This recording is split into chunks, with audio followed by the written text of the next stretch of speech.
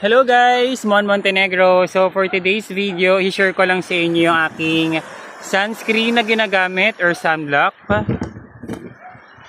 Ayan. So dito pala tayo sa Cadena Beach Resort, as you can see.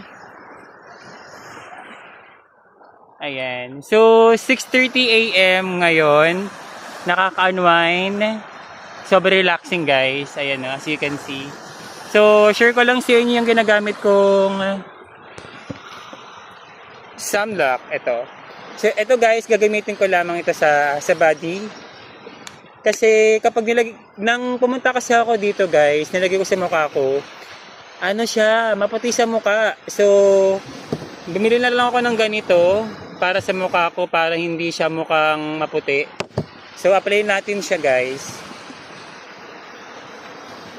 Pero time to time maglalagay din ako nito sa mukha ko kasi mahirap na kailangan nating maproteksyonan yung ating skin.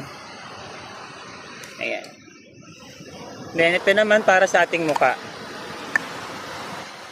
Ito siya. Ayan. So lagay lang natin guys.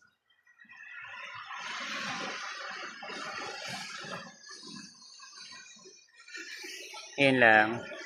So yun lang guys for today's video. Pakita ko lang sa inyo yung sunscreen na ginagamit ko. Which is ito. And ito.